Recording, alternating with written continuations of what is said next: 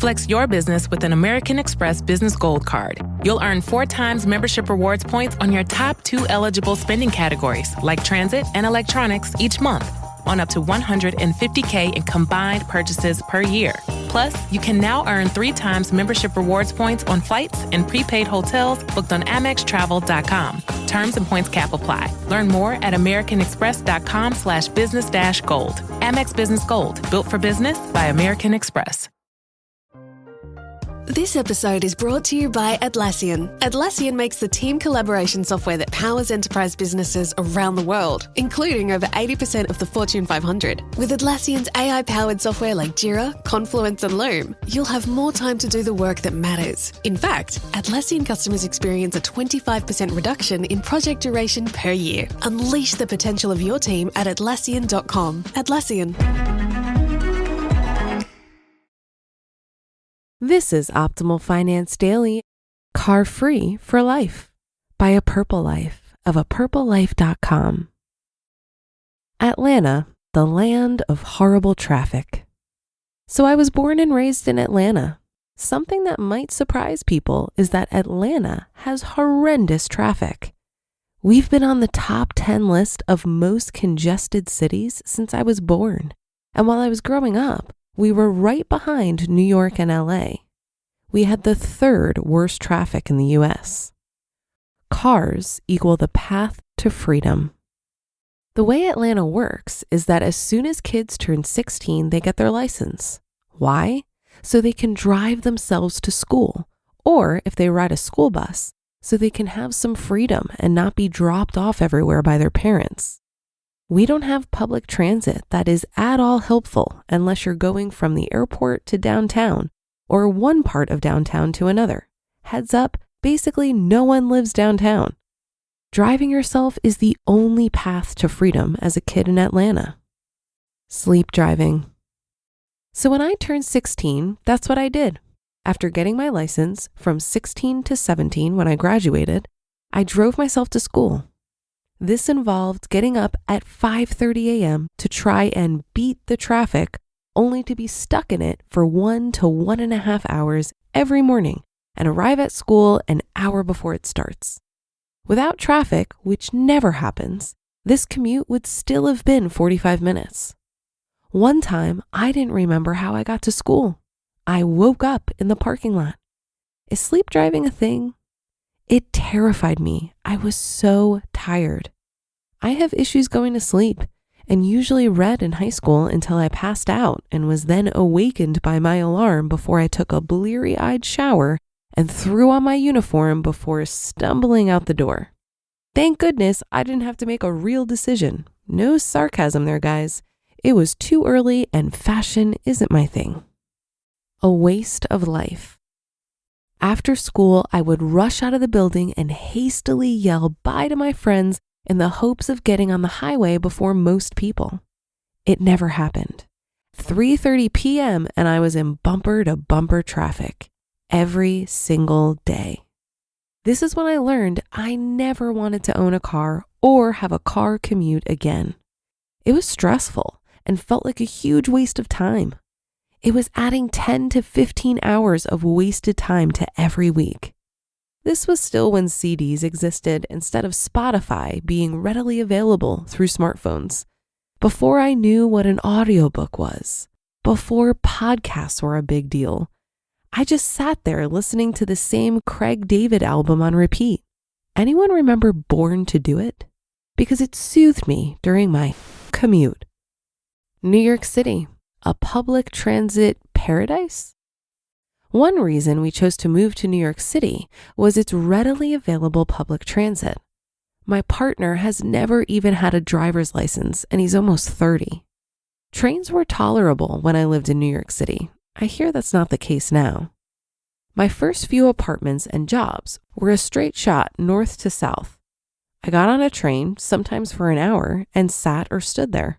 I could journal or read a book on my phone or practice my Italian or French on Duolingo.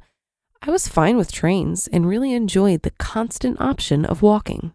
Atlanta doesn't really have sidewalks outside of downtown.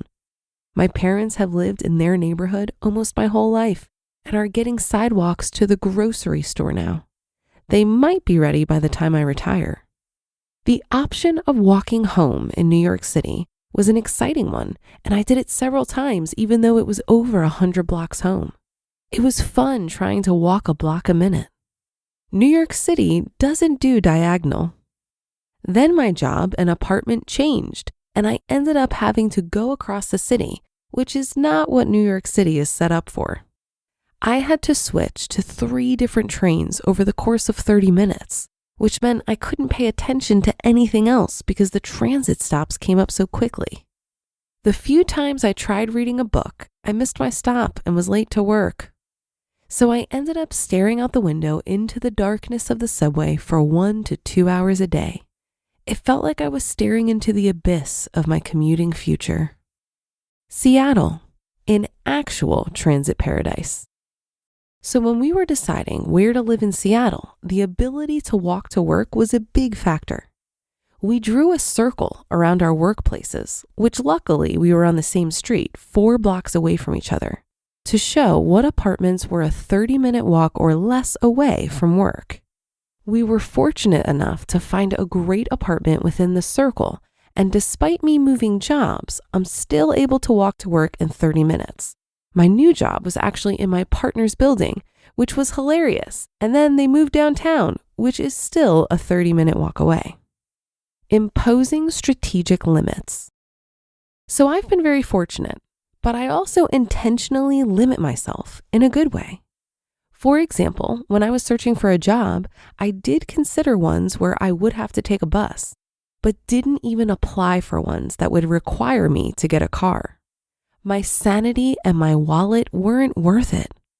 When I would calculate the extra time and money needed, it seriously cut into the salary offered, which was already lower since it was outside of downtown and in a suburb.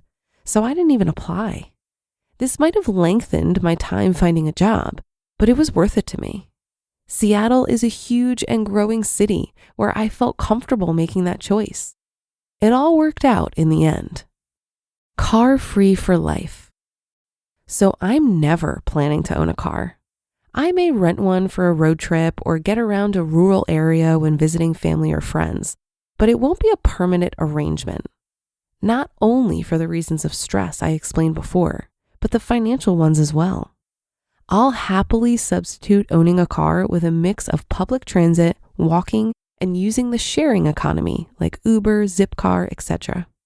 We're planning to be car-free for life. You just listened to the post titled Car-Free for Life by A Purple Life of apurplelife.com. This episode is brought to you by Progressive Insurance. Do you ever find yourself playing the budgeting game? Well, with the Name Your Price tool from Progressive, you can find options that fit your budget and potentially lower your bills. Try it at progressive.com. Progressive Casualty Insurance Company and Affiliates. Price and coverage match limited by state law. Not available in all states.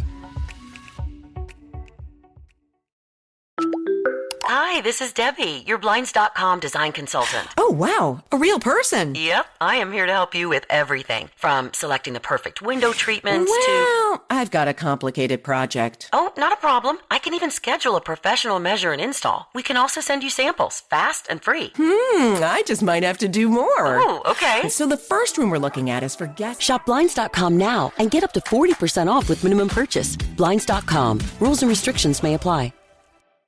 As someone who spent most of their adult life living carless in New York City, I can certainly appreciate the aversion to vehicles.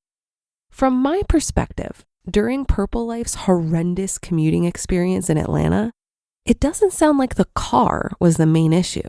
It was more about the long commute, traffic, and lack of access to public transportation. I wonder if Purple Life would feel the same way if she lived in a city like Cincinnati, for example. This is actually one of the things I love about Cincinnati.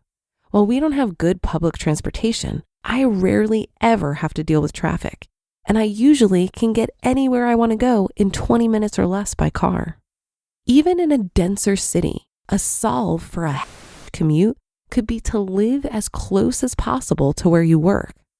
Based on what you can afford, this may require you to live in a less desirable home or neighborhood, so you may need to decide what's more important to you, minimal commute or more desirable living space. Like most decisions with our resources, everything is a trade-off. I think a unique opportunity in our current dynamic where remote working options allow you to live anywhere you want, you can absolutely just move to a less congested city. I had a 45-minute commute in New York City, but I got to ride the subway and so could make the most of my time. Like Purple Life, during my time there, I found the trains tolerable, even borderline enjoyable. I read a lot, caught up on work, journaled, people watched, struck up conversations with strangers. It was actually pretty nice. And now that I think about it, I miss it a little bit. A long commute doesn't need to be a waste of time if you're able to utilize that time to get something else done or socialize. And that's a wrap for the Sunday show. Have a great rest of your day, and I'll be back tomorrow where your optimal life awaits.